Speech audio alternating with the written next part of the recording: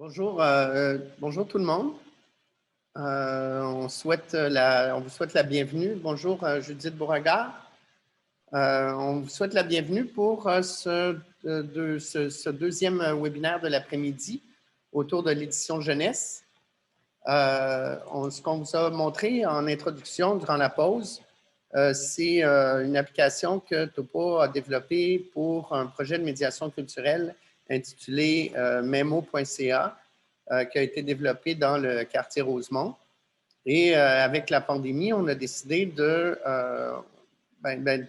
normalement, le processus de création de phrases poétiques avec des cartons, des fiches de mots, on le mène en atelier en présentiel, donc en personne, pour employer une expression mieux traditionnelle. Mais on a décidé de créer un module interactif pour permettre ce même exercice. Et honnêtement, je trouve que c'est vraiment ludique et ça se prête très bien à tous les publics. Alors, on présume que vous connaissez, comme public, on présume que vous connaissez l'organisme Topo qui organise ce forum autour de l'évolution du livre numérique et de l'édition numérique. Même si nous, on est un centre d'artistes, on s'intéresse à ces problématiques-là, à ces défis, à ces enjeux, à ce territoire d'exploration, ce territoire de création. Et on remercie le Conseil des arts de nous avoir appuyés à travers le Fonds de stratégie numérique pour offrir ce grand programme de webinaire. J'aimerais vous mentionner que nous allons enregistrer la conversation. Alors, si vous ne voulez pas qu'on vous voit, vous pouvez désactiver votre caméra. On va rendre disponibles les webinaires à la toute fin du programme en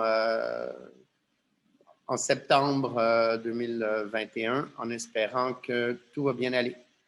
Alors, sans plus tarder, je céderai la parole à Judith Beauregard du studio Tobo. Alors, c'est intéressant parce que, évidemment, nous, c'est Topo. C'est évidemment Tobo, c'est complètement autre chose, mais la sonorité est vraiment complice. Alors, sans plus tarder, Judith Beauregard, la parole est à vous. Merci, Michel. Ouais, nous, en fait, c'était toboggan. On est passé de toboggan à Tobo. Puis on a décliné, on a Tobo Média, on a Tobo Studio et on espère pouvoir décliner comme ça. Je partage tout de suite mon écran si vous voulez bien. Ça va m'aider de garder le fil un peu. Si Michel, tu me laisses partager. Super.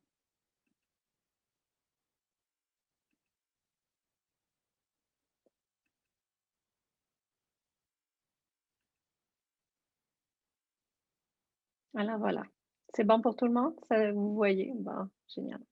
Donc, aujourd'hui, ce que j'aimerais faire, c'est faire un tour d'horizon, en fait.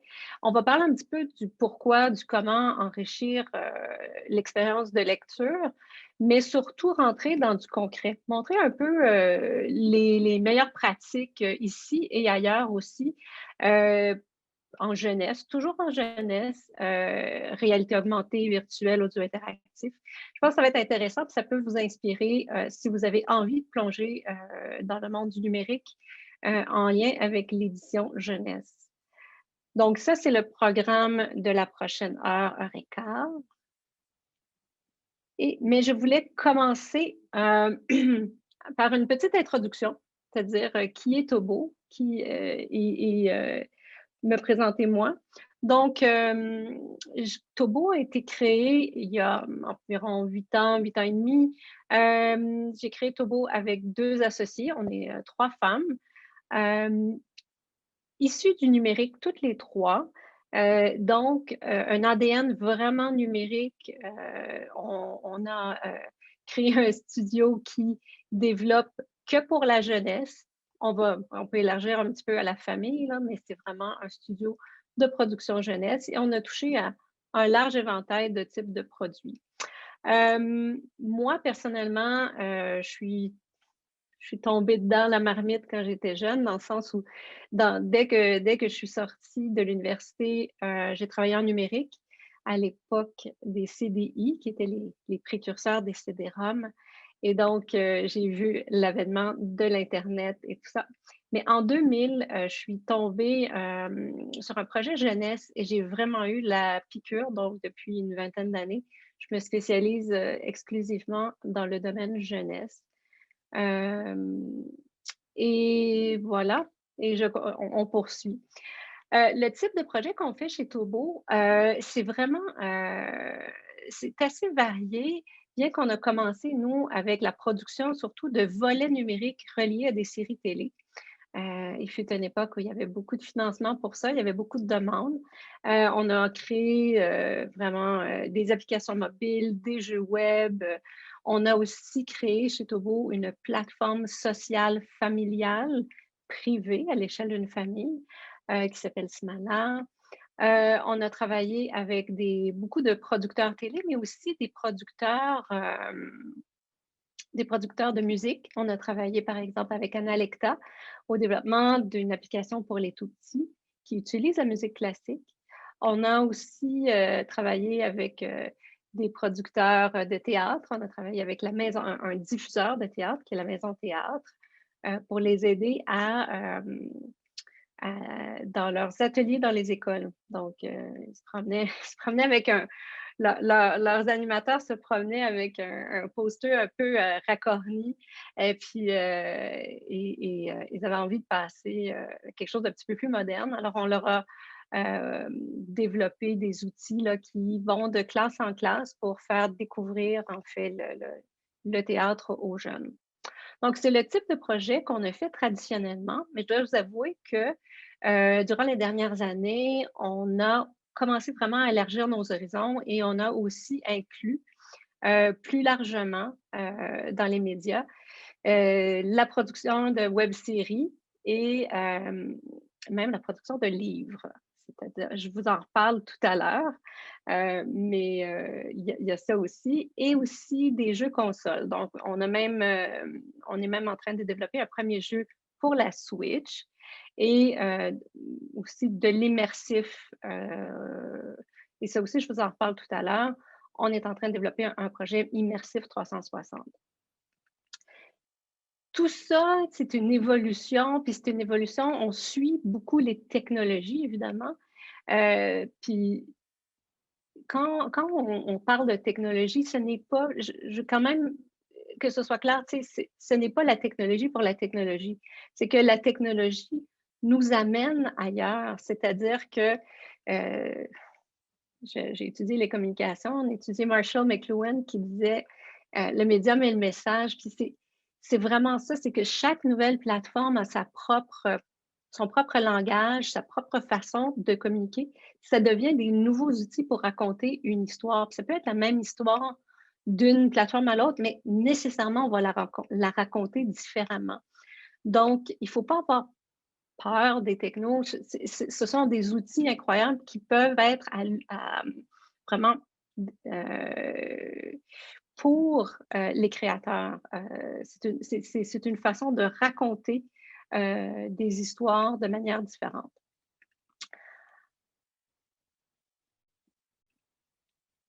Donc,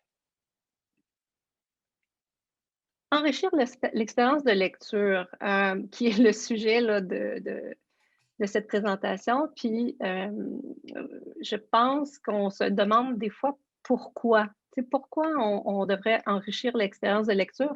Le livre ne devrait-il pas se suffire à lui-même?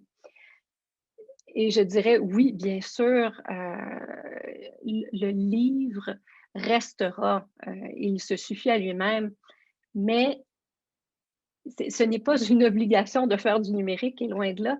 Moi, je le vois vraiment comme une opportunité. C'est une occasion de enrichir sa propriété intellectuelle. C'est-à-dire que on peut raconter des histoires de différentes manières, on peut apporter de différents points de vue, on peut jouer avec différents personnages. Donc, c'est vraiment une façon pour moi, d'enrichir une propriété intellectuelle, mais aussi de diversifier une marque. Et là, quand je pense à ça, je pense surtout aux différents points d'entrée, une diversification des portes d'entrée vers un livre ou vers une propriété en général. Ça peut être super utile pour faire connaître le livre, mais parce que petite anecdote, j'ai déjà travaillé avec les gens de Sesame Workshop, les producteurs derrière Sesame Street. Et ce qu'ils disaient, c'est que eux, ils avaient toujours pris pour acquis, en fait, que tout le monde connaissait la série télé, puis qu'après ça, ils allaient jouer aux produits dérivés, que ce soit des applications mobiles, des sites web, ou des casse-têtes, peu importe. Mais en étudiant un petit peu plus en détail, ils se sont rendus compte, en fait, c'est qu'il y a plein de gens qui arrivaient à la série télé parce qu'ils avaient vu les applications mobiles. Donc, il ne faut pas présumer, parce que nous, notre domaine, c'est la télé, c'est le livre, que la porte d'entrée va nécessairement être celle-là. En offrant une multiplicité de portes d'entrée, on peut vraiment attirer le maximum de jeunes possible. Et ça aide aussi ce qu'on appelle la découvrabilité, qui est un mot inventé qui est très populaire en numérique ces temps-ci, qui est vraiment dire comment je trouve un contenu qui pourrait m'intéresser. Et donc, si on a diverses portes d'entrée, il y a autant de places où on peut placer ces portes d'entrée-là et où nos lecteurs, je ne veux pas dire nos clients, mais les gens qui vont être en contact avec nos contenus peuvent les trouver de différentes manières. Et bien que ce ne soit pas toujours des produits qui ont nécessairement des sources de revenus. Parfois, oui. Et donc, ça peut aussi multiplier les sources de revenus. Mais je dirais, la première raison, c'est surtout pour répondre aux attentes des jeunes. C'est pour ça qu'on devrait enrichir l'expérience de lecture. Et quand je dis ça, je pense vraiment à cette idée. Je ne veux pas vous inonder de chiffres, là, mais je vous dis juste un chiffre, là. Selon Net Tendance en 2019, 96% des jeunes Québécois de 6 à 17 ans font l'usage d'au moins un appareil électronique, que ce soit téléphone, tablette, iPod, ordinateur, console de jeu et tout ça. Et ça, donc, c'est un chiffre avant pandémie. Je pense qu'on est probablement passé de 96 à 100%, là. Donc, tous les jeunes, ou presque, 99,9, sont sur les appareils électroniques. Maintenant, pourquoi ne pas vouloir être où sont les jeunes pour pouvoir justement répondre à leurs attentes? Parce que les jeunes, lorsqu'ils aiment quelque chose, s'ils ont découvert le livre, ils ont aimé le livre, ils vont s'attendre souvent à voir, parce que les contenus jeunesse habituellement sont, du moins en télévision, se retrouvent sur différentes plateformes par la suite, s'attendent à retrouver les personnages qu'ils aiment, les histoires qu'ils aiment. Donc, moi, je pense que c'est vraiment, comme je disais, c'est une opportunité, c'est une occasion à saisir, mais ce n'est évidemment pas obligatoire. Mais si vous êtes ici aujourd'hui, j'imagine que c'est quelque chose qui vous intéresse. Donc, comment on fait pour enrichir l'expérience de lecture avec le numérique? Bien, c'est sûr que la première chose qu'on a fait quand le numérique est arrivé, c'est qu'on dit, oh, ben, on va faire des livres numériques, on va faire des livres interactifs. Et c'est très bien. C'est très bien. Il y a eu des très belles réalisations. Il y en a eu des heureuses, des moins heureuses.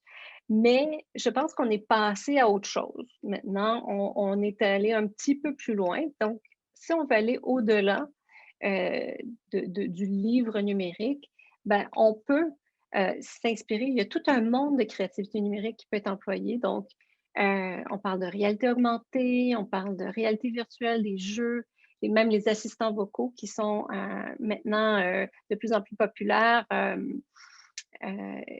Et évidemment, les environnements immersifs, donc des environnements physiques, in situ, là, qui permettent vraiment de vivre une expérience immersive. Euh, puis, puis on peut vraiment s'inspirer des différents éléments du livre. C'est-à-dire que on peut aller plus loin que la transposition du livre. On peut se servir des constituants. Est-ce que c'est l'histoire? Est-ce que c'est les mots? Est-ce que c'est les images? Est-ce que c'est l'univers en général? Tout ça peut nous servir de tremplin d'inspiration pour une expérience numérique. On n'est pas obligé de transposer le livre au complet. Puis j'ai quelques exemples de ce que je veux dire, qu'on va voir un petit peu plus tard. Mais on peut aussi se laisser inspirer par des innovations technologiques, voir ce qui se fait, puis ça peut déclencher vraiment des idées qui font en sorte qu'on peut emmener notre livre ou une partie de notre livre ailleurs. Pour ça, j'en conviens, c'est peut-être pratique d'avoir un partenaire en technologie. Un peu, bon, je ne vais pas vendre ma salade, mais un peu comme Tobo, nous, on a l'habitude de travailler avec des gens qui sont dans d'autres milieux culturels. Et ensemble, on arrive à des, je trouve, à des résultats qui sont encore plus forts.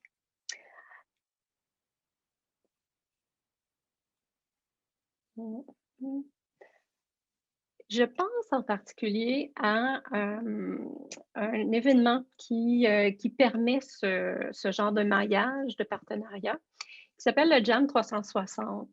Ce sont comme des ateliers de co-création qui ont été mis sur pied par XN Québec à partir de 2015. XN Québec, c'est l'organisme, une organisation là, pour les créateurs en numérique au Québec. Et l'idée derrière les Jam 360, c'est de jumeler des gens des milieux culturels et des milieux numériques pour faire du prototypage. C'est un petit peu, c'est sûr que ce sont des très, très petits budgets. Là. On parle de faire un mini prototype, mais c'est un bel événement pour, je dirais, faire comme du speed dating, là, comment apprendre à travailler avec une boîte numérique. En 2020, c'était justement un partenariat XN Québec et ANEL, l'Association nationale des éditeurs de livres. Et le thème, c'était « Lire autrement ». On a eu la chance chez Tobo d'y participer. On a été jumelés avec, on a choisi notre partenaire, là, qui était Bayard Canada. Pour la petite histoire, en fait, c'est que Bayard Canada a fait partie de l'actionnariat de Tobo pendant de nombreuses années, pendant 7 ans. Bon, maintenant, ils ne sont plus actionnaires, mais on est resté quand même très, très proche d'eux. Donc, on a travaillé avec eux pour ça. Et je vous montre quelques projets qui sont issus de ce fameux Jam 360. On a commencé le Jam en février, fin février 2020. Donc, on s'est rencontrés en vrai, toute la gang. Il y avait plusieurs éditeurs, plusieurs boîtes numériques. On s'est rencontrés tout le monde ensemble une seule fois. Après ça, on a dû continuer en virtuel. Mais tout le monde, à la fin du processus, a pu présenter son projet, son idée de projet, un petit prototype. Et il y en avait 3, en fait, qui étaient jeunesse. Donc, j'ai demandé la permission de pouvoir les présenter aujourd'hui pour qu'on puisse voir un peu qu'est-ce qui est sorti de ce fameux Jam 360 en édition et particulièrement jeunesse, les idées qui sont sorties ici. Puis après ça, on va regarder d'autres inspirations internationales. Donc, je vous présente comme premier projet le nôtre, donc Tobo avec Bayard Canada. On devait choisir une œuvre, en fait, qui est éditée qui est publiée par l'éditeur, et on a choisi Dounia. Maintenant, je dois vous dire, on a choisi Dounia parce que c'était vraiment plus simple pour nous, parce que Dounia, c'est une propriété de Tobo. C'est une de nos premières propriétés. À la base, Dounia, c'est une web série d'animation notre première série d'animation. Et on en a aussi fait un livre qui est paru chez Bayard Canada, qui a été lancé hier. Donc, il est en librairie. J'en ai un exemplaire juste ici que j'ai reçu tout à l'heure, donc très, très heureuse. Et pour que vous puissiez bien comprendre, je vous raconte rapidement qu'est-ce que l'histoire de Dounia. Dounia, c'est une petite fille de 6 ans qui habite à Alep en Syrie et qui doit, lorsque la guerre éclate, quitter son pays. Elle quitte le pays avec ses grands-parents. Ils prennent la route des migrants et vont cheminer à travers l'Europe et ensuite vers le Canada. Désolée de faire du divulgachage, mais ils vont finir par immigrer au Canada, au Québec même. Et donc, ça, c'est l'histoire de Dounia.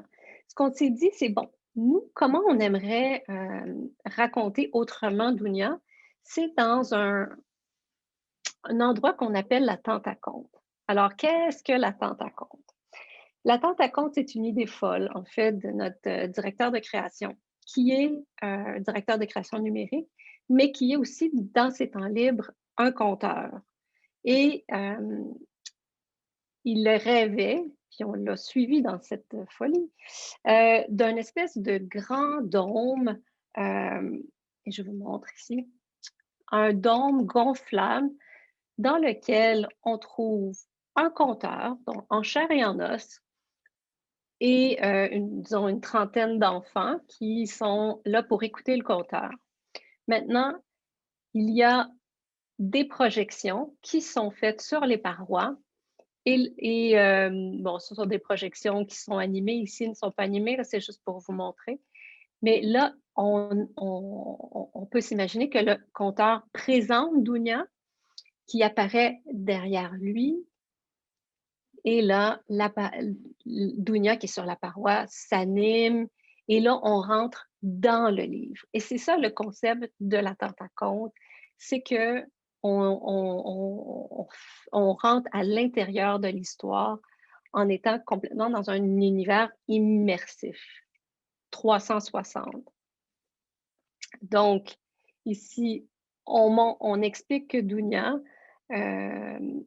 bon, là, elle est au Québec, elle a son habit de nage et sa tuque, mais lorsqu'elle enlève sa tuque, ses cheveux se déploient parce que chez les petites Syriennes, toute leur histoire, avenir et passé se retrouvent dans leurs cheveux.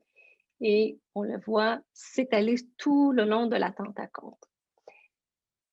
Ensuite, on peut imaginer que dans la vie de Dounia, il y a un élément qui s'allume. On demande, par exemple, à un enfant d'aller toucher la paroi. Donc, il y a des éléments interactifs en plus. On fait intervenir les jeunes. On dit, bon, ben, est-ce que tu peux venir toucher l'oiseau? Et là, on rentre dans ce chapitre-là de l'histoire de Dounia.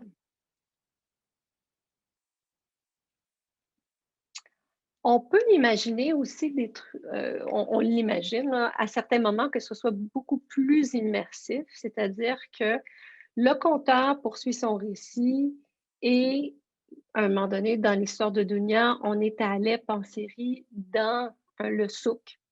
Et donc, on vient sur les murs du dôme, on retrouve les étals et les kiosques du souk avec la musique syrienne.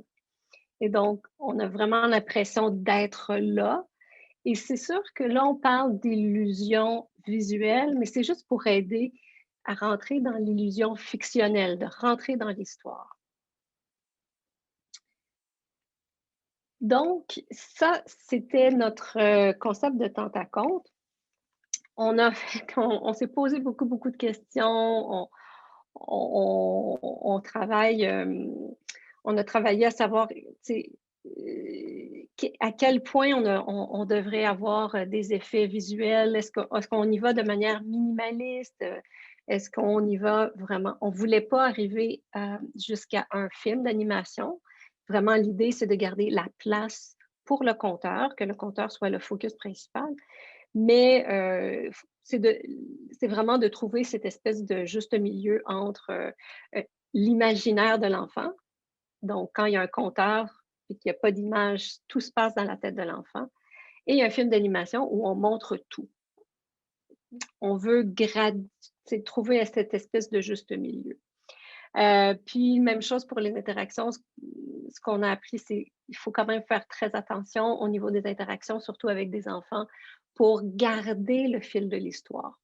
Donc, ça, c'est des apprentissages qu'on a faits. Et puis, heureusement, on était très chanceux, c'est-à-dire que l'attente à compte ne restera pas qu'un prototype. On est en train de travailler un second conte, un conte original, qui sera présenté dans la première tente à conte qu'on bâtit avec le Festival interculturel du conte de Montréal.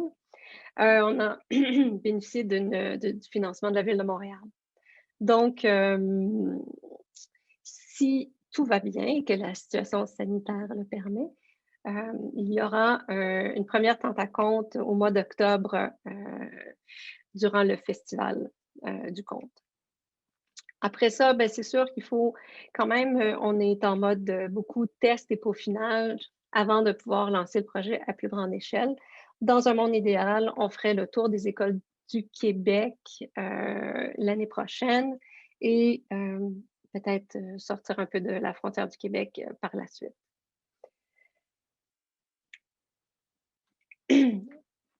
Deuxième projet dont je voudrais vous parler qui est issu du JAM 360, c'est le Sentier du conte vivant. Alors, le Sentier du conte vivant, c'est quelque chose qui existe déjà au Centre de la nature de Laval, c'est-à-dire c'est un parcours qui est intégré dans son environnement naturel, puis qui permet aux enfants de découvrir une histoire avec un conteur. Donc, il y a des bornes, il y aura en fait le projet qui est sorti de ça.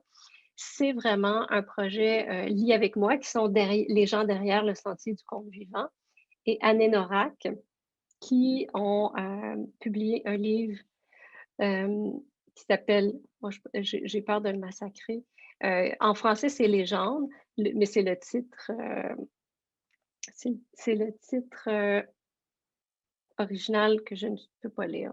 Je suis désolée.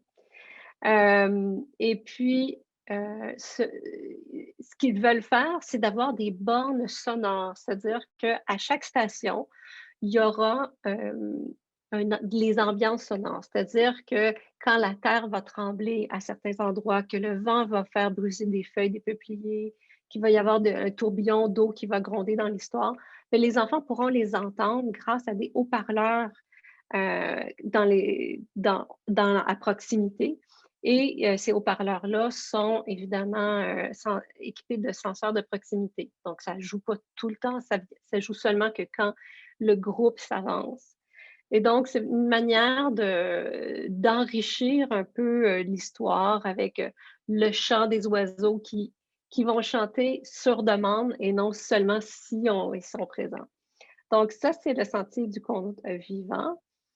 Je voulais aussi vous parler de l'atelier de création de Fonfon. Donc, un autre projet, c'était vraiment un projet des éditions Fonfon avec Acouphène, qui est une boîte numérique. Le livre qui a été utilisé, c'est Acquis l'Afrique, mais pas que. C'est-à-dire qu'ils ont choisi 5 livres parce que dans leur concept, c'est vraiment de prendre 5 livres jeunesse québécois et de les mettre dans une plateforme HTML qui permet aux jeunes d'écrire des histoires et de les partager avec leurs proches, mais en enlevant cette espèce de crainte de la page blanche. Alors, on leur donne des éléments visuels, des extraits du PDF du livre, des livres, des décors, des personnages, des accessoires. Tout ça est à leur disposition. Et puis, les jeunes peuvent créer des histoires, les écrire et ensuite les partager à leurs parents, leurs grands-parents. C'est quelque chose qui est prévu pour être utilisé à la maison comme à l'école. Je sais qu'il y a un intérêt aussi là, du monde de l'enseignement. Puis Puis si c'est un projet qui vous intéresse, je sais que la directrice des éditions Fonfon, Véronique Fontaine, animera un webinaire à ce forum même le 22 avril. Donc, elle pourra présenter là, cet atelier de création plus en détail si c'est quelque chose qui vous intéresse. Maintenant, ça fait le tour des projets qui ont été présentés au Jam 360. On va rentrer dans le tour d'horizon, ici et ailleurs. Puis je commence par Dounia, parce que bon, c'est un sujet que je connais bien, puis que je vous ai déjà parlé du livre, je vous ai déjà parlé de l'histoire. On a, pour accompagner le livre, on a produit une application de réalité augmentée. Ne la cherchez pas, elle n'est pas encore sortie. On est un petit peu en retard. Le livre est sorti hier, on espère sortir l'application la semaine prochaine. Donc, ça vient. Donc, le livre, comme je disais, de Dounia est publié chez Bayard Canada. La web série, la série d'animation, elle est disponible sur les plateformes numériques de Télé-Québec. Ce projet de réalité augmentée a été rendu possible grâce au Fonds Chat et surtout grâce au fait que Dounia est aussi une série télé. Ben, une web série télé. Ce sont des fonds qui sont vraiment là pour, c'est comme les volets numériques là, des séries télévisuelles. Donc, c'est comme ça qu'on a réussi à financer ce projet. Il n'y a pas de fonds spécifiquement là, pour la réalité augmentée avec les livres, mais je voulais quand même vous montrer un petit peu ce qu'on a fait. La réalité augmentée avec les livres, je suis bien consciente que ce n'est pas rien de nouveau. C'est quelque chose qui se fait depuis plusieurs années. Mais bon, je vous l'offre en primeur, il n'est pas encore disponible. Je vous montre un petit peu ce qu'on a fait. Ce qu'on a décidé de faire avec Dounia, c'est vraiment de rappeler l'expérience du livre en papier pop-up. Et c'est une expérience que nous, on veut vraiment complémentaire et non essentielle à la lecture du livre papier. C'est-à-dire que dans l'application mobile, ce qu'on propose, c'est vraiment une fois qu'on a lu le livre, juste de couverture à couverture, ensuite de faire l'expérience de réalité augmentée. Ce n'est pas fait pour être fait en même temps. On veut vraiment que l'enfant qu'il y ait une immersion dans l'histoire avant de rentrer dans la réalité augmentée. La réalité augmentée vraiment sert de complément en mode exploratoire. Il n'y a pas de mots, il n'y a pas de voix. Ce n'est que le décor. Et c'est un choix qu'on a fait que de rentrer dans l'atmosphère des décors. Et donc, c'est pour ça que je dis que ce n'est pas nécessairement quelque chose qui se fait en même temps. Je vous montre quelques petits extraits vidéo pour vous laisser voir un peu ce qu'on a fait. Donc, ça, c'est les premières pages du livre. Donc, la page 1 et la page 2. Et lorsque l'enfant et son parent placent soit un téléphone intelligent ou une tablette sur le livre, ben, sur ces deux pages-là, ce qu'ils voient, c'est ça.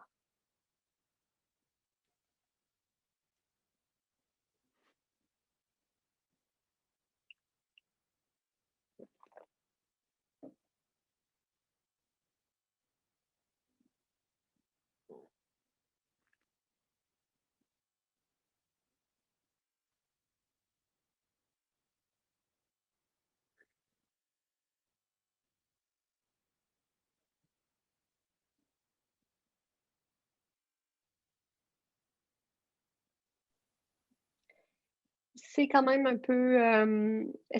peu tôt là, ce que je vous montre dans le travail, c'est-à-dire que les sons, la musique, tout ça n'a pas encore été intégré. Il y a quand même des effets sonores. Mais ça vous donne une petite idée.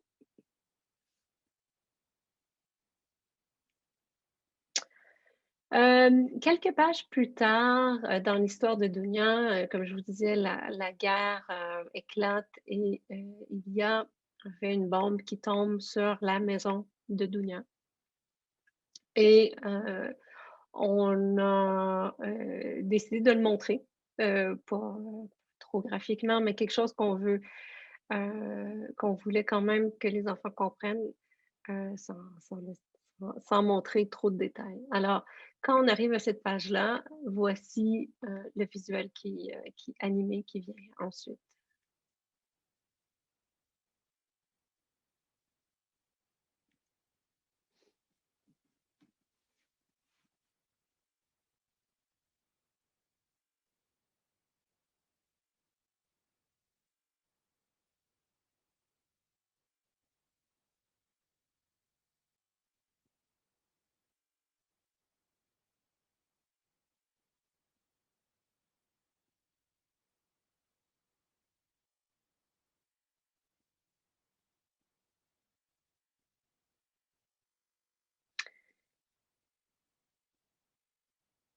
Donc, les nuages partent au toucher, sur l'écran des enfants, donc il y a une certaine, forme d'interaction.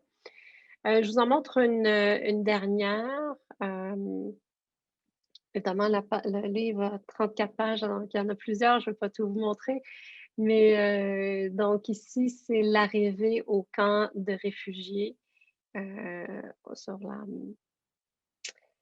la frontière de la Macédoine, la Turquie et la Macédoine et donc lorsqu'ils arrivent, heu, quand les jeunes arrivent sur cette page-là, voici ce qu'on leur propose.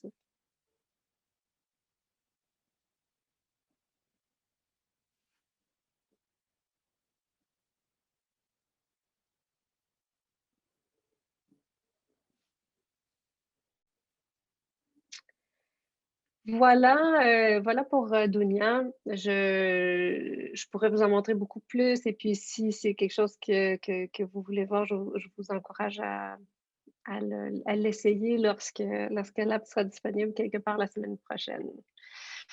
Maintenant, je voulais vous montrer un projet en réalité virtuelle. Hem, puis avant même de rentrer dans le produit, je vous parle un petit peu de la mise en garde de la VR pour la jeunesse. C'est sûr que la réalité virtuelle il n'y a pas énormément de contenu pour les jeunes, pour la simple raison que, les contenus réalité virtuelle pour les enfants en bas de 7 ans ne sont pas recommandés, pour plusieurs raisons.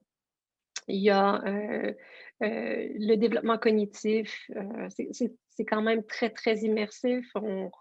La frontière entre le réel et ce qui est proposé, le virtuel est quand même, moi-même, lorsque je passe beaucoup de temps avec un casque de réalité virtuelle, ça devient, la perception de la réalité est un peu différente pour quelques minutes après avoir enlevé le casque. Il y a ça, mais il y a surtout le fait que le développement de la vision chez les enfants de 7 ans n'est pas complet, en fait, jusqu'à 7 ans. Et que bien que quand on porte un casque de réalité virtuelle, on a l'impression de voir très loin, la réalité, c'est que le focus se fait environ 10 centimètres des yeux. Donc, ce n'est pas nécessairement une bonne idée de mettre un casque de réalité virtuelle sur la tête d'un enfant de moins de 7 ans.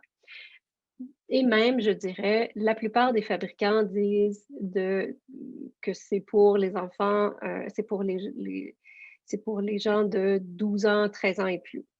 Maintenant, je veux quand même en parler aujourd'hui parce qu'il y en a des projets pour la jeunesse, puis il y en a qui se font sont très bien faits, très intéressants. Je pense que comme tout appareil numérique, pour les enfants, il faut gérer, le temps, la qualité, et donc je le mets pas de côté. Donc il y a des gens qui refusent absolument de faire de la VR pour la jeunesse, puis j'en ai jamais fait. Mais je le mets pas de côté, je trouve que ça peut quand même apporter, surtout dans un cadre où on va vraiment plonger dans des univers, littéraires. Dans le cas ici, c'est Alice au Pays des merveilles, en réalité virtuelle. Donc ça, c'est un jeu, que j'ai adoré, qui s'appelle Down the Rabbit Hole. C'est un jeu d'aventure et de puzzle, sur, Oculus, Quest et ce qu'on y trouve, c'est vraiment un univers qui est basé assez librement sur Alice au Pays des merveilles et donc c'est pas l'histoire d'Alice. En fait, ce qu'ils disent, eux, c'est que c'est le prequel, c'est-à-dire vraiment l'histoire qui se passe avant l'arrivée, qu'on connaît là d'Alice dans le au Pays des merveilles. Moi, je trouve que c'est juste un univers un peu parallèle, mais c'est plus l'univers du livre, donc les personnages, les différents lieux, qui sont réutilisés ici. C'est très immersif et je vous montre une petite vidéo pour que vous compreniez bien comment ils ont réutilisé, l'univers, sans toutefois copier le livre, mais pas du tout. C'est ce que je voulais dire, tantôt quand on peut prendre des morceaux comme levier pour créer potentiellement même une autre histoire comme celle-ci. Hem, donc je vous montre la vidéo rapidement.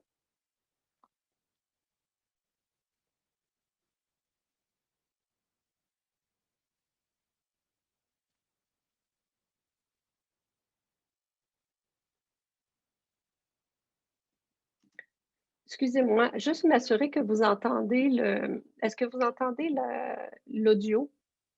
Non, on n'entend pas l'audio, Judith. Je te suggère de peut-être arrêter le partage, le recommencer en cochant bien la petite case qui est complètement en bas à gauche quand tu fais le partage d'écran. Merci, désolée pour, cette, interlude. Donc,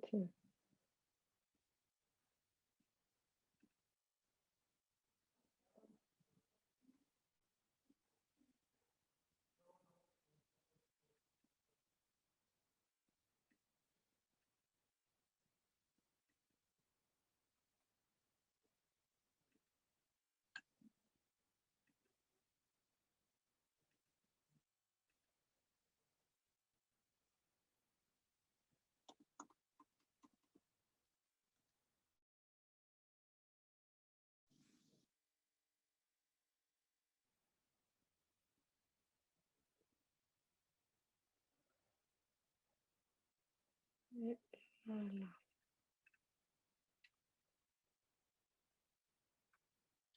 Essayons avec ça. What's that? You want to hear a story about Wonderland? Patches? Hmm, Patches! very well. Holy carrots! Honestly, she's earned that nap. Hello? Is anyone here? You caused this whole mess. Now you need to help me out. Find those invitations and get them to the Hatter in the Keep of Hearts. Follow me. Oh, a narrow passage. I love these. That is Steve, bravest of the Butterfly Lords. Okay, I fix. You look lost. No time, no time. And now I'm inside a giant clock. Oh, an invitation.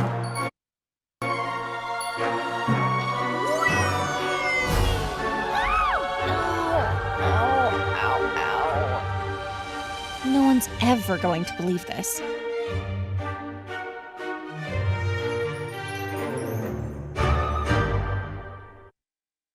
What's that? You want to hear a story about Wonderland? Voilà. Est-ce que tout le monde a entendu? Oui, Merci. Juste m'assurer. Donc, je vais aller de ce côté-là. Donc, dans Alice, on comprend qu'on est, on est dans le rabbit hole, on est dans le trou le terrier du lapin et les scènes se déroulent un petit peu autour de nous, comme si la terre avait été creusée puis qu'il y a une scène qui était placée là. C'est vraiment très bien fait, vraiment très, très, très intéressant. Mais comme je disais, ce n'est pas l'histoire traditionnelle d'Alice, ce n'est que son univers. Maintenant, une autre expérience en réalité virtuelle qui a été très primée, en fait, c'est Wolves in the Walls, qui est un jeu de réalité virtuelle basé sur un livre qui a été publié. Et ce qui est intéressant dans celui-là, c'est entre autres que vraiment ça brise le quatrième mur. C'est-à-dire que la personnage principale, qui est une petite fille, nous parle directement. Elle, elle nous regarde dans les yeux, elle nous demande d'interagir, elle nous demande de l'aider. Donc, nous, le joueur, en fait, qui on est, on est l'ami imaginaire de cette petite fille-là qui nous a créé elle-même, donc, et qui nous demande de prendre un rôle dans l'aventure. Et donc, je vous montre un petit extrait ici. Et donc, ça, c'est vraiment, je dirais, une adaptation d'un livre avec son histoire, ses décors et tout ça. C'est sûr que le livre avait un décor beaucoup plus illustré 2D et qu'ils ont ramené ici en 3D, mais on perd pas beaucoup de ce qu'il y avait dans le livre. C'est presque la même histoire. Donc, on va le regarder ensemble.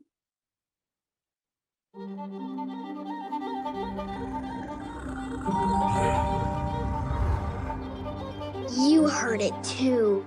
You do, don't you? Hello.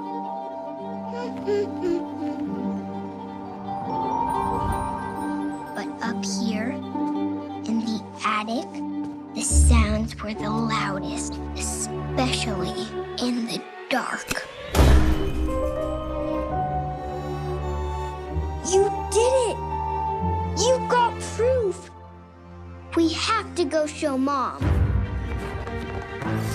You think there's what in the walls, dear? Wolves. Who told you there were wolves in the walls? Pig puppet. No, but we heard them. It can't be wolves, loopy. Did you see that? It can't possibly be wolves. Because you know what they say. When the wolves come out of the walls, It's all over. Everybody knows this. You believe me, don't you?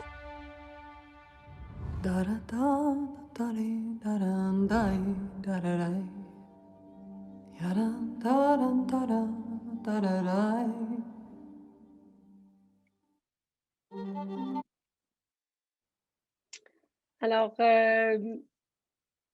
comme autre exemple de ce qu'on peut faire avec l'édition et la réalité virtuelle, c'est une exploration. Ça s'appelle Anne Frank House.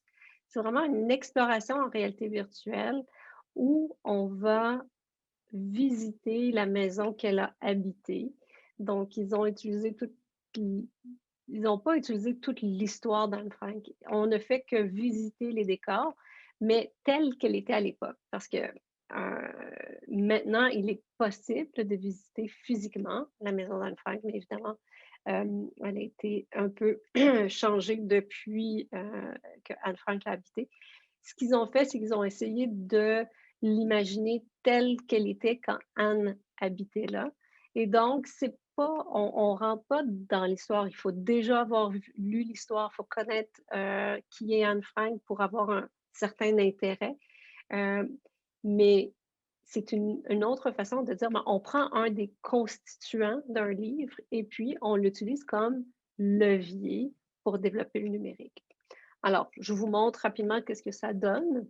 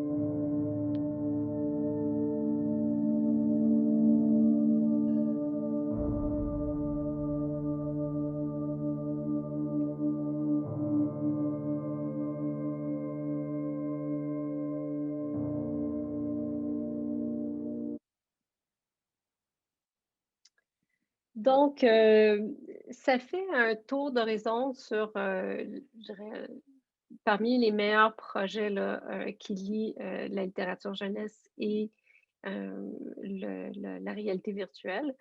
Il y en a sûrement d'autres et je vous invite à faire des recherches si c'est quelque chose qui vous intéresse.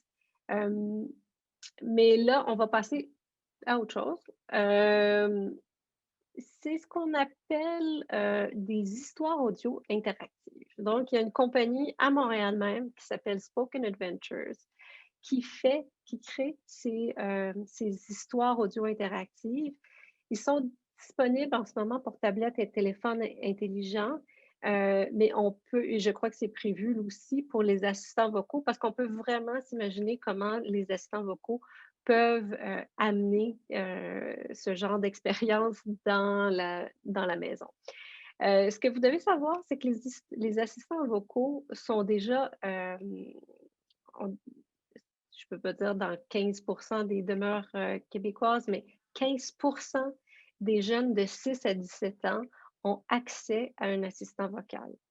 Et donc, c'est un marché qui est en croissance et c'est quand même une piste intéressante, je trouve, où on peut mailler là, le numérique et la littérature jeunesse.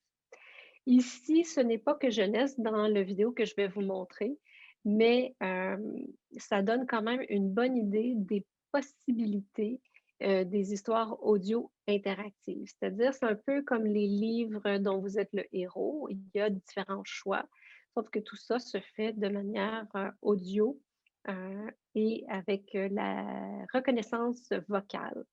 Spoken Adventures utilise la reconnaissance vocale de iOS, donc des appareils Apple, ou de Android, donc les appareils qui ne sont pas Apple. Donc, toutes les tablettes Android, les téléphones Android.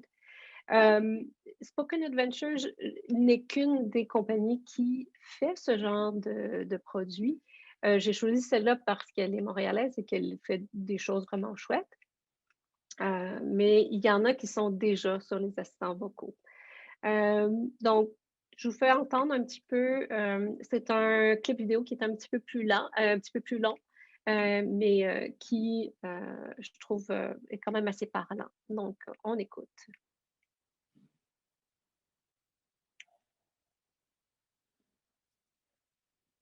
Nous approchons de la planète XJB9. Nos rapports confirment la présence de vie. Capitaine, que voulez-vous faire? Préparer l'atterrissage. Le bouclier a été endommagé lors de notre dernier combat. Voulez-vous quand même procéder? Affirmatif. Capitaine, on nous attaque. Nous sommes touchés. Armez les lasers! Feu à volonté!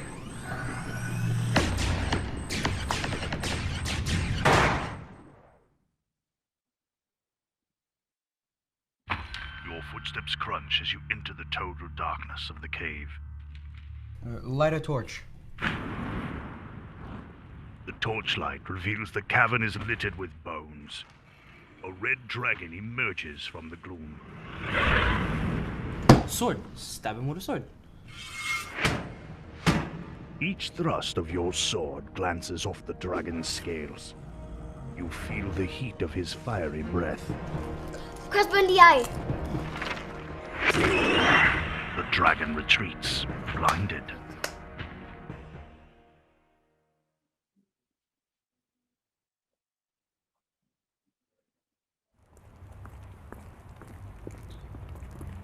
Vous commencez votre investigation par le port, où un vieil homme prépare sa journée de pêche. Comment puis-je vous aider? Je cherche Madame Morrison. Le traversier vient tout juste de partir, mais je vous préviens, elle n'accepte de voir que les membres de sa famille.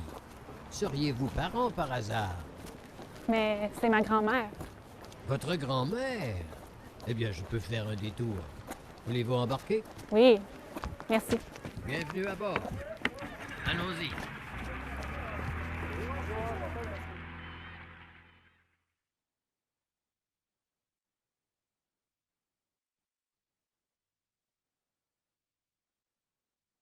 Somewhere in this castle lies a secret passage to hidden treasure.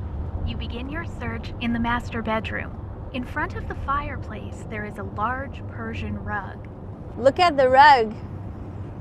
The rug looks expensive, but it is too large to move. Have a look at the fireplace. Behind the pile of ashes, you notice a stone slightly out of place. Push on the stone. The fireplace swings inward, giving way to a long, dark tunnel.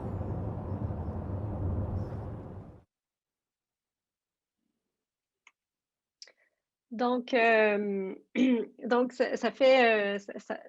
donne un petit peu un aperçu là, de ce qui est possible. Je dois avouer, pour l'avoir essayé, que la reconnaissance vocale ne fonctionne pas toujours parfaitement. Mais bon, ça s'en vient. Je trouve que quand même, durant les dernières années, et Apple et Google ont fait des pas de géant pour tout ce qui est reconnaissance vocale. Donc, quelque chose à explorer qui pourrait être intéressant. Je sais que Spoken Adventures crée en ce moment leur propre titre. Je ne vois pas pourquoi ils ne travailleraient pas avec des éditeurs jeunesse pour la suite. Donc, maintenant, je vous amène dans le monde du jeu. Jeu pur, donc vraiment du jeu pour plateforme mobile et aussi des plateformes consoles, que ce soit Switch ou en ligne Steam.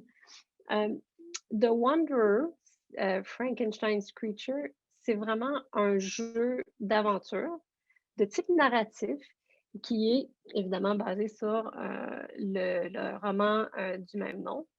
Frankenstein, et qui utilise ici le personnage principal comme levier pour développer le numérique. On n'a pas l'histoire traditionnelle de Frankenstein, on est vraiment ailleurs, mais le personnage est vraiment celui qui a été créé par Mary Shelley il y a une centaine d'années, je pense à peu près, peut-être un peu moins. Et donc, c'est un jeu qui a été produit, entre autres, par Arte et qui a été primé.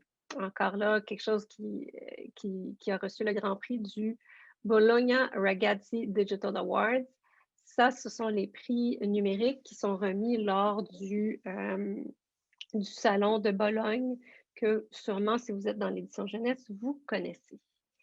Je vous montre un petit peu à quoi ça ressemble. C'est très beau. Visuellement, ils ont développé un bel univers. Et je vous montre la bande-annonce pour vous donner l'eau à la bouche.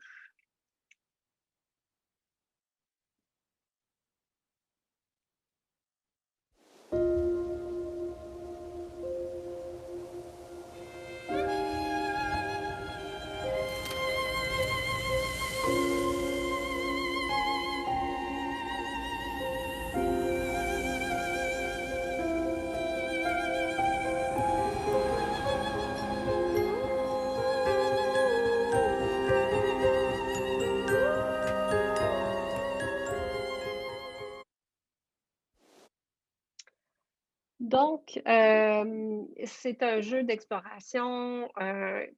Si ça vous intéresse, je pense que c'est disponible là, sur tablette, téléphone intelligent. Et donc, ça fait le tour pour Frankenstein. Je voulais aussi vous parler, bien que ce prochain projet date de 2015, et dans le monde du numérique 2015, c'est comme vraiment, ça fait vraiment longtemps. C'est quand même un produit qui est encore pertinent aujourd'hui parce qu'il est arrivé avec, quand il est sorti en 2015, tout le monde le trouvait vraiment très innovant, très rafraîchissant. C'est un livre numérique, donc il n'existe pas. Il n'existe pas en format papier, c'est vraiment un livre entièrement numérique, mais qui combine la lecture, l'exploration et le jeu. Et de la façon dont ils ont décidé de le faire, c'est vraiment d'utiliser l'exploration spatiale pour ce faire. C'est-à-dire que lorsque on regarde la tablette à plat, c'est un livre. On peut tourner les pages, lire. On peut aussi se faire lire. Il y a une narration. Mais dès qu'on soulève la tablette, on passe en mode exploration.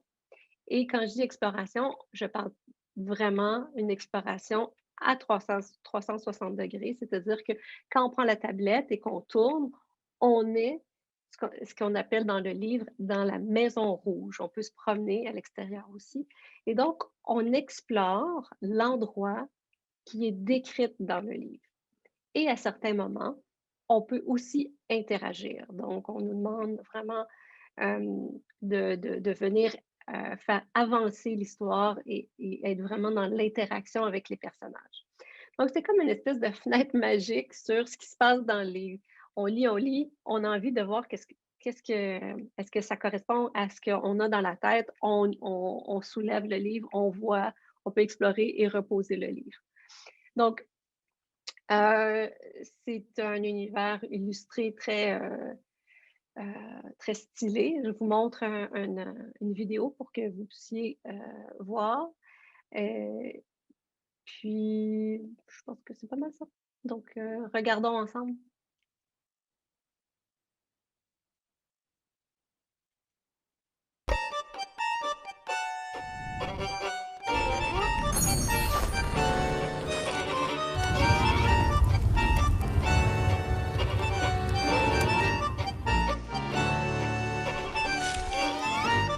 Wow! Amazing! Wake up! Wake up!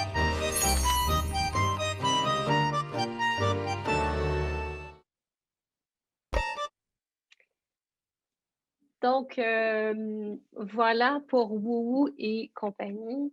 C'est vraiment pour les plus jeunes, c'est un produit quand même très intéressant. Je sais que dans ce que j'ai présenté aujourd'hui, c'est pas nécessairement pour les très jeunes. Ça va vraiment de préscolaire à jeune adulte. Et surtout, ce dernier projet que je vous montre aujourd'hui, c'est un projet que je dirais qui est plus axé, qui s'adresse plus aux ados, jeunes adultes, parce qu'on parle d'une histoire d'amour. Et qui s'appelle Florence. Donc, Florence, c'est un jeu à la base. Il n'y a pas de livre qui est en lien, mais vraiment, il y aurait pu. C'est-à-dire qu'il aurait pu même faire un roman graphique après avoir fait ce jeu. Ça s'inspire vraiment de tous les codes du roman graphique, mais auquel on a rajouté de l'interactivité. Et on a donc vraiment l'impression de participer à la vie de couple. On s'invite en quelque part dans l'histoire. Et je trouve ça super intéressant. C'est quelque chose qu'on voit pas dans l'univers du roman graphique, évidemment, de pouvoir interagir. Donc, je vous montre la vidéo pour peut-être que vous compreniez un petit peu mieux. Et voilà.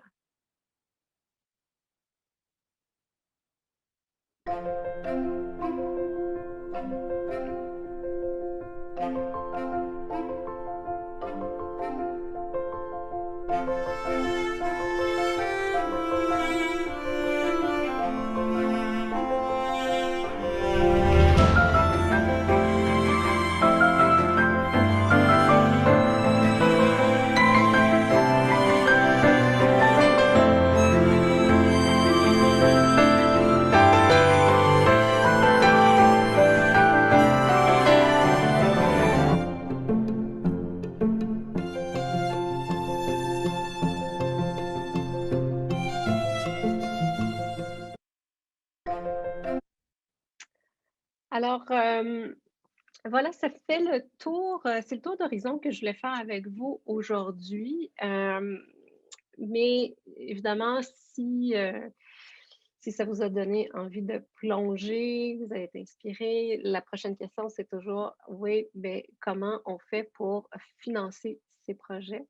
Et je dois vous avouer que ce n'est pas nécessairement facile. Il n'y a pas énormément de financement spécifiquement pour du numérique lié à l'édition jeunesse ou à l'édition point. Je vous rappelle qu'il y a eu en 2020 là, ce Jam 360 avec INSEAD Québec. C'est sûr que cette année, c'est d'autres secteurs culturels là, qui sont invités à participer. Peut-être que l'édition reviendra. Et il y a une autre source de financement qui est celle où on est allé chercher le budget pour produire la tente à compte, qui s'appelle Initiative collaborative Art, Industrie, Savoir en créativité numérique. Sérieux, ça, c'est le nom du programme de la Ville de Montréal, qui, je crois, revient à chaque année et qui s'adresse aux OBNL. Donc, il doit y avoir, en tout cas, dans le groupe, un OBNL. Nous, on travaille avec le Festival interculturel du conte de Montréal. C'est vraiment un fonds qui cherche à créer des maillages, en fait, entre les industries numériques et le monde culturel. Ce n'est pas, encore là, gérer vos attentes, ce ne sont pas des montants faramineux. Ils donnent 50 000 $ maximum. Mais bon, ça peut permettre d'amorcer un projet. Ensuite, il y a l'aide aux initiatives innovantes de la SODEC, qui est un programme relativement nouveau et qui permet vraiment, je sais que mes collègues du Jam 360 allaient pas mal tous essayer d'aller chercher du financement auprès de la SODEC à ce programme, parce que la SODEC n'offre pas nécessairement énormément de financement au numérique comme tel. Je crois qu'il y a des dates prochainement pour l'initiative innovante, donc c'est à vérifier sur le site web de la SODEC. De mémoire, je crois qu'on parle d'autour de 100 000 $ comme maximum. Et là, je peux me tromper. Sinon, il reste aussi la possibilité d'aller au Fonds des médias du Canada. C'est-à-dire que le Fonds des médias a un volet expérimental qui est ouvert, évidemment, au numérique at large, là, vraiment au numérique et non seulement lié au monde de l'édition. Il y a beaucoup, c'est le programme d'innovation et d'expérimentation. Il y a beaucoup de gens du milieu du jeu qui bénéficient de ce financement-là, mais pas que. Il y a des plateformes aussi, et si c'est expérimental, si c'est vraiment de l'innovation, ça va les intéresser. Mais il doit quand même y avoir quelque chose qui sort vraiment de l'ordinaire. On ne peut pas juste refaire quelque chose qui a été fait. Quand je parle d'innovation, expérimentation, il faut vraiment amener quelque chose de nouveau. Et ça, c'est particulièrement intéressant au niveau du financement. Ça peut aller jusqu'à 500 000 $, mais attention, ce n'est pas une subvention, contrairement aux autres aides dont j'ai parlé. Il s'agit d'une avance remboursable, et donc remboursable sur les revenus. C'est sûr que s'il n'y a pas de revenus, on n'a pas besoin de rembourser, mais quand même, il faut prouver que le produit fera des revenus d'une manière ou d'une autre. Donc, et ça, il y a, je pense, une ou deux dates là, de dépôt par année. Donc, il faut bien planifier les choses. Alors voilà, ça conclut ma présentation d'aujourd'hui.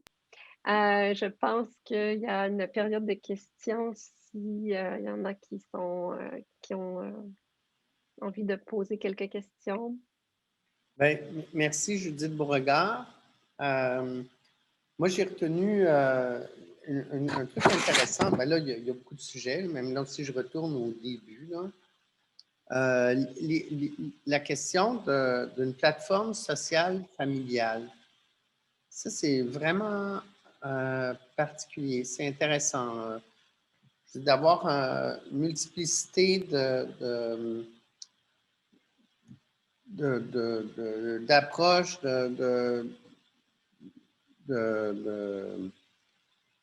d'avoir un projet qui met en relation une cellule, c'est vraiment super. Il y a aussi l'idée d'enrichir la propriété intellectuelle. Donc, la propriété intellectuelle, c'est quelque chose qui est bien important, c'est quelque chose qui est très valorisé, évidemment, dans le système économique avec des gouvernements qui favorisent l'économie. Donc, de garder la propriété intellectuelle, mais aussi de la mettre en valeur. Donc, quand on est dépositaire d'une propriété privée, ben, c'est de la mettre en valeur puis de la vendre parce qu'on en détient tous les droits. Une autre question intéressante, évidemment, mais qui revient tout le temps, c'est de diversifier les portes d'entrée. Donc, diversifier les portes d'entrée, ça veut dire avoir plusieurs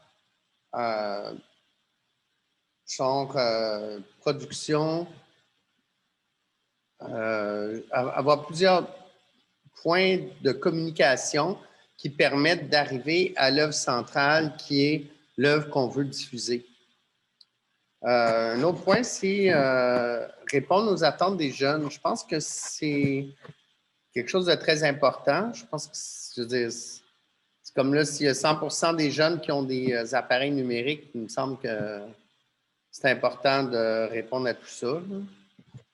Là, l'importance du partenaire technologique, ça, c'est très important, là, parce qu'on a beau avoir la meilleure idée du monde, mais si on n'a pas personne pour réaliser notre projet interactif, ça ne marche pas en tout.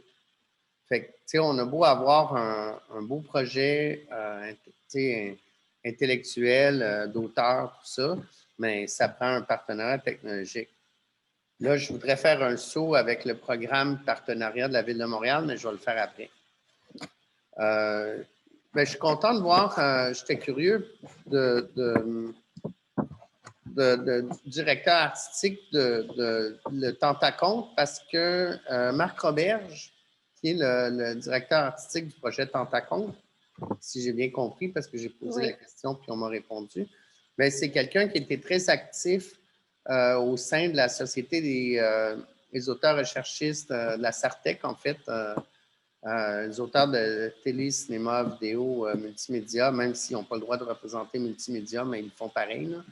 Mais lui, il a été très actif pour représenter les projets,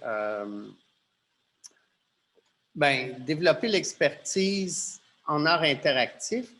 Et ça fait quand même beaucoup d'années. Moi, je suis membre de la Sartec personnellement et j'ai connu aussi Marc Roberge dans ce contexte-là.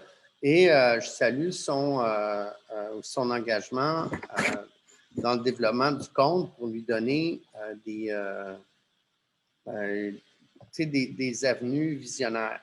Là, il y a la question du 360. C'est intéressant parce que vous avez sûrement abordé la Société des arts technologiques avec son dôme. Là, évidemment, on est dans un contexte qui ne permet pas tellement l'expérimentation dans ce sens-là, mais je dis la création de contenu artistique pour l'univers du 360 est un gros enjeu et c'est un marché en développement. Et il y a tout le marché des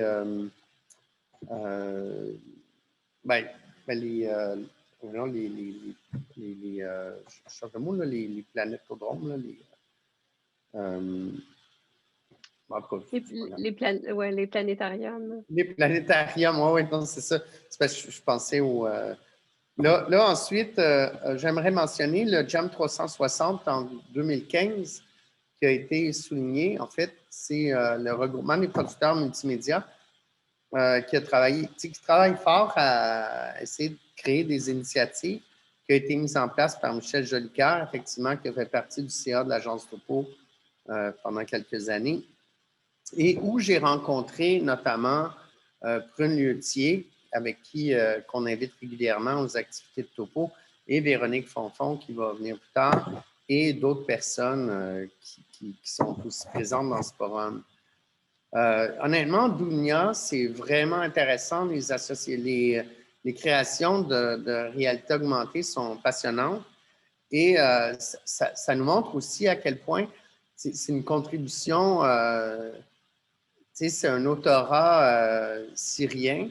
Là, je m'excuse de mon propos, mais ça nous montre à quel point le Canada est un voleur de talent des autres pays avec l'accueil des immigrants éduqués qui viennent, intellectuels, qui viennent enrichir notre vie intellectuelle locale canadienne avec leur expérience de là-bas, d'où ils sont forcés de partir. Je trouve ça très intéressant, le sentier du conte vivant. Aussi, c'est quelque chose qui rejoint les expériences qui sont proposées par comme Moment Factory. Donc, il y a cette façon-là de créer du récit in situ. Donc, dans les lieux mêmes où les gens se promènent, c'est un beau territoire d'exploration. C'est intéressant, on va mentionner le livre Pop-Up, parce que finalement, le livre Pop-Up puis le livre de réalité augmentée, c'est vraiment... c'est comme je réfléchissais au livre Pop-Up, je me disais, ben oui, le livre Pop-Up puis le livre réalité augmentée, c'est vraiment intéressant. C'est la poursuite technologique de tout ça, là. Il y a aussi la mise en valeur du contenu intellectuel. En fait, on revient de la constitution d'un livre puis on l'utilise comme levier. Bien, effectivement, on prend un point puis on le développe. C'est la mise en valeur d'un contenu, c'est la mise en valeur d'une propriété intellectuelle, exactement comme ça a été dit au début. Donc, c'est intéressant. Là, ce qui est plus complexe, c'est, là, la production, la présentation a beaucoup porté sur ça, c'est l'enjeu de la production médiatique. Parce que finalement, on parle d'une production d'un livre, d'une histoire, d'un récit sur papier, donc d'une suite de mots. Et ensuite, il faut en créer une expérience technologique, parfois complexe, souvent complexe. Fait que là, ça devient... puis là, on entre dans un autre univers de diffusion, de financement, de production. Donc, ça nous ramène à l'importance du partenaire médiatique pour la création. Puis, ça demande aussi pour les concepteurs de comprendre les enjeux de cette communication-là entre la technologie, l'œuvre initiale, l'œuvre d'auteur, puis la technologie. Donc, ça, c'est quand même... c'est un truc complexe qui amène une autre expérience de production qui est dans un autre domaine que l'édition littéraire, qui est dans le domaine de l'édition médiatique. Et là, on rejoint la production cinématique. Donc, c'est cette espèce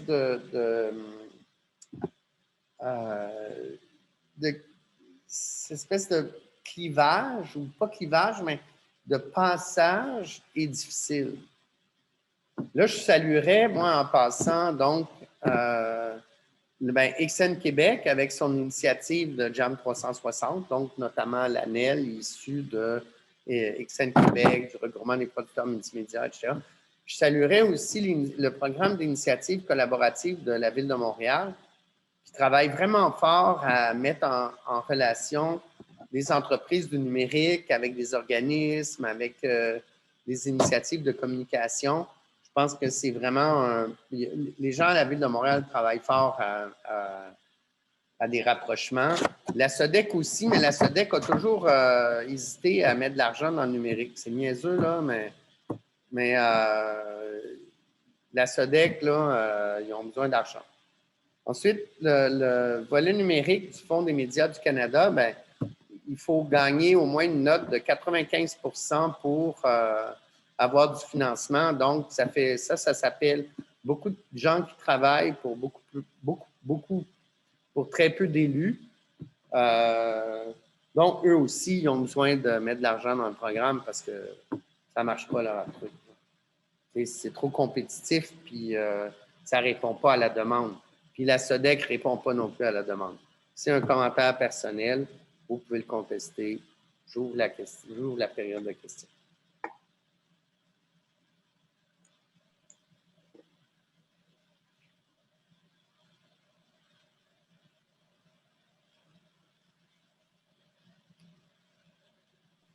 Je ne sais pas s'il y en a qui ont des questions. Il y a eu des petites précisions quant au statut de Maria dans le chat, mais j'invite s'il y en a certaines qui ont des questions. N'hésitez pas à ouvrir au micro. On est rendu un petit peu moins que tantôt.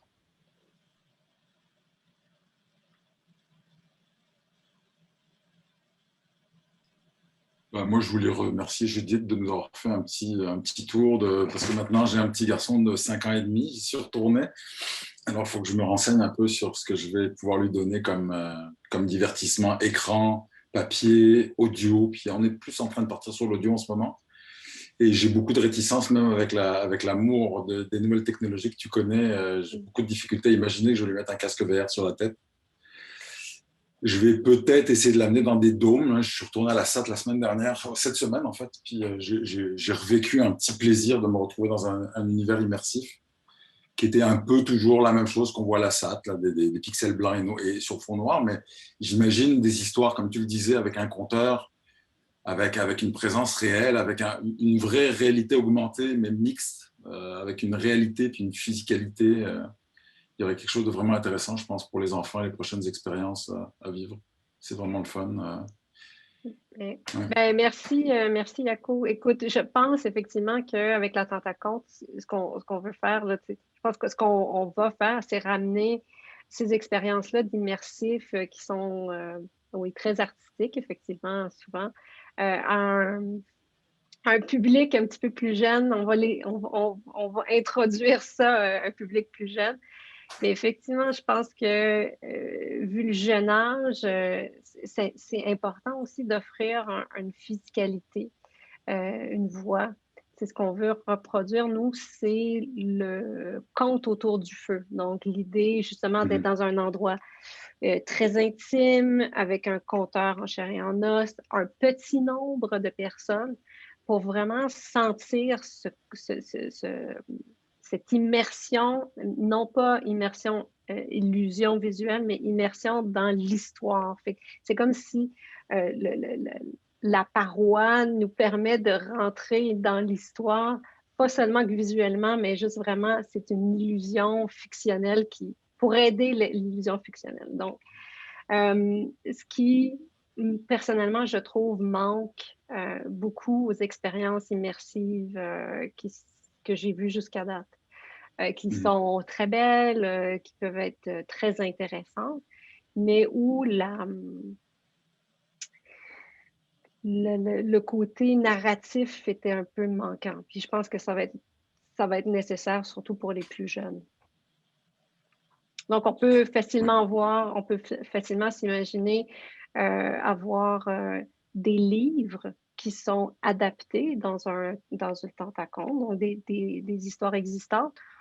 Mais on le voit aussi, nous, peut-être aussi dans l'autre sens, c'est-à-dire nos histoires dans la Tentaconte feront peut-être un jour l'objet d'un livre aussi. Oui, c'est intéressant, je pense, moi, l'idée de la création 360, c'est vraiment quelque chose. L'expérience, comme par exemple, oui, on peut retourner à la Société des arts technologiques, le Dôme.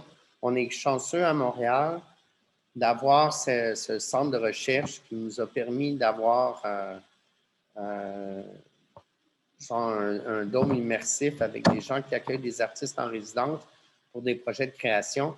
C'est certain que s'il n'y avait pas eu cette foutue pandémie, il y aurait eu d'autres expériences qui ont été produites et le Tentaconte aurait été un espace merveilleux un projet merveilleux pour investir cet espace de création 360. Mais il y a une volonté de développer ces espaces de diffusion, puis d'avoir des jeunes, c'est vraiment bien. La Société des arts technologiques est un espace aussi qui est, je ne travaille pas pour la SAT, là, mais c'est quand même un organisme qui souhaite, une entreprise, organisme, whatever, là, mais qui souhaite favoriser la participation des jeunes. Ils ont un camp de jeunes pour la techno, d'initiation à la techno. Il y a beaucoup de soutien. C'est vraiment un territoire, c'est vraiment intéressant. C'est pas l'expérience du casque, mais c'est quand même l'expérience du 360 degrés. Alors ça, c'est vraiment intéressant. Et il y a aussi le projet de diffusion en réseau à travers les différentes salles de spectacle du Québec, donc qui est mis en place par la SAD et qui est intéressant pour la diffusion de ce genre de projet. En tout cas, ça, c'est des choses qui m'ont traversé l'esprit en écoutant, en voyant l'expérience du Tentaconte, qui est vraiment un magnifique débouché narratif. Oui, bien, Michel, tu soulèves un point, puis bon, on ne va pas parler nécessairement de toute la stratégie de mise en marché de la Tentaconte. C'est sûr que nous, on imagine la Tentaconte se promener d'école en école et aussi dans les festivals, les bibliothèques et tout ça. Mais c'est sûr qu'ensuite, on peut réfléchir à une mise en marché beaucoup plus large et que ça fasse partie justement des expériences de dôme, que ce soit comme la SAT ou il y a un énorme réseau de planétariums et d'autres dômes où on pourrait effectivement faire de la diffusion. Maintenant, il reste à voir jusqu'où on est prêt à travestir le concept, c'est-à-dire que est-ce que dans un planétarium, notre compteur serait présent physiquement? Je ne sais pas. Donc, il faut qu'il soit là. Et puis il y en a des présentateurs, donc il faut que ça soit là. Ça fait partie de ton carnet de notes. C'est ça. Je pense. On a aussi, parce que, bon, dans le développement de la Tentaconte en ce moment, on ne peut pas être en présentiel. On n'a pas notre tente encore et on ne peut pas travailler en groupe. Et donc, on a décidé pour faire le développement de travailler en virtuel. C'est-à-dire qu'on a un dôme et il existe seulement que sur l'écran. Et donc, on développe avec un outil qui s'appelle Unity en ce moment, puis on développe directement. Et pour tester l'expérience qu'on aura dans la Tentaconte, on utilise nos casques de réalité virtuelle. Ce qui me fait aussi réfléchir à cette possibilité aussi de peut-être pouvoir rendre l'expérience disponible en réalité virtuelle aux enfants qui ne pourront pas se déplacer physiquement dans la Tentaconte. Je pense en outre aux jeunes qui sont soit dans des régions éloignées ou qui sont à l'hôpital, par exemple. Bien, l'idée, je pense que je ne suis pas sûr que ça a été très bien compris par tous les gens qui ont suivi, là, mais la Tentaconte, c'est vraiment fait pour être dans une espèce de petite tente. Donc, physique. Les enfants rentrent dans une tente. Puis la tente est le territoire de projection virtuelle. C'est comme un dôme miniature où est-ce que tout le monde est collé l'un contre l'autre. Et à l'intérieur de 2 mètres, il y a à peu près 20 personnes. C'est un petit peu ça le concept. C'est anti-concept, c'est anti-pandémique. Complètement. Il n'y avait pas pire projet pour la pandémie. Il n'y avait pas pire projet. Donc, c'est un peu ça. Mais on pense qu'on va s'en sortir un jour. Puis, peut-être qu'il va falloir commencer par faire des projets dans le dôme. Dans un dôme plus vaste, dans les planétariums ou à la SAT.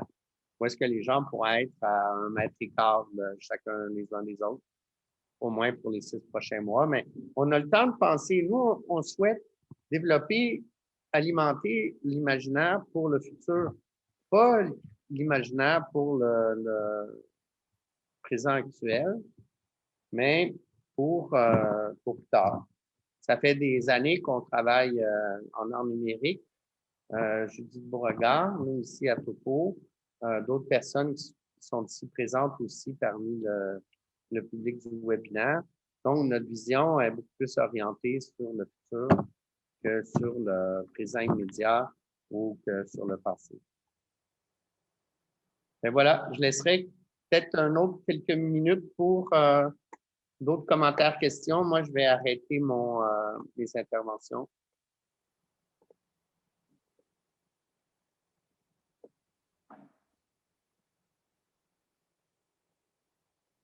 Secondes, est-ce qu'on je vais reprendre la parole si personne n'y va.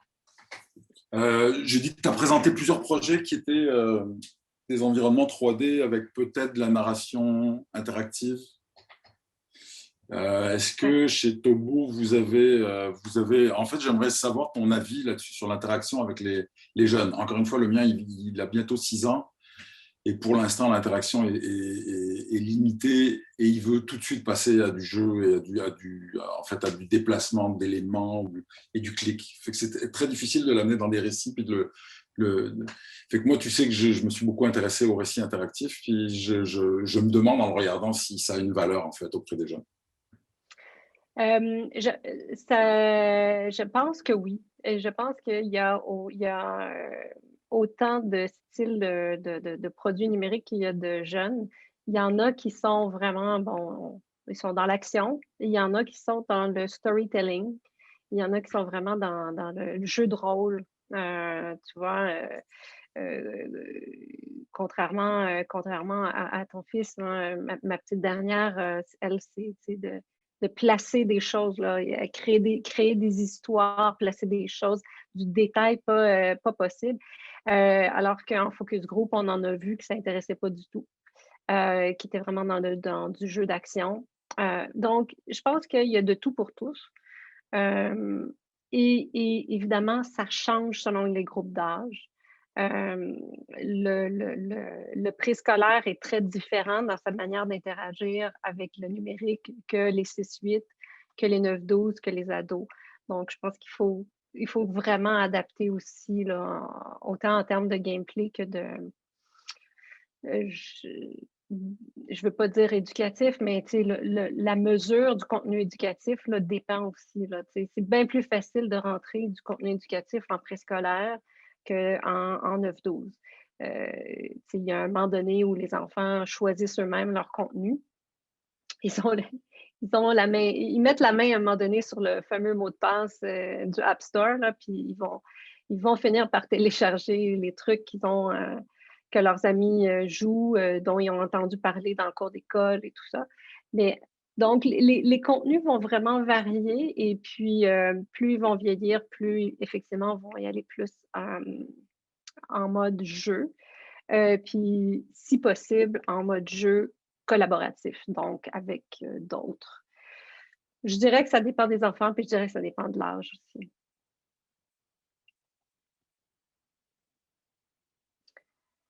Mais vous savez, le jeu, vraiment, c'est quelque chose qu'on a appris. Nous, le jeu, c'est un langage. C'est un langage universel, c'est le langage des enfants. Si on met 2 enfants qui ne parlent pas la même langue, ils n'ont même pas besoin de se parler, ils peuvent jouer ensemble sans problème. C'est un langage qui est très naturel et donc, nous, on utilise ça comme levier dans nos produits. C'est sûr que ce n'est pas toujours juste du jeu. On fait toutes sortes de produits numériques pour les enfants, mais c'est sûr que le jeu est plaisant, le jeu est naturel chez eux, donc c'est ça qu'on va l'utiliser le plus possible. Ben, c'est drôle parce qu'à l'audio, il embarque sur l'interaction, c'est qu'il va faire des choix. Il va attendre, il va écouter, il va être concentré, mais dès qu'il y a du visuel, ça prend du gaming et des boutons, c'est sûr. Ça rejoint ce qu'à un moment donné, je disais, le jeu, l'aspect ludique et le multimédia, ça a toujours bien fonctionné ensemble, c'est lié. Parce qu'à la base, l'interaction multimédia, c'est un jeu. C'est fondé sur le jeu. C'est là que ça se conjugue bien avec l'édition jeunesse. Alors, ben, on a dépassé un peu l'heure limite. On va laisser, je pense, les jeunes familles s'en aller ou les jeunes intervenants familles s'en aller avec leurs obligations familiales. Et nous, on peut se dire ben, à la semaine prochaine. Merci. Ben, merci. Pour votre temps. Merci à vous. Merci tout le monde qui est resté jusqu'à la fin. Bonne fin de journée. Allez, au revoir.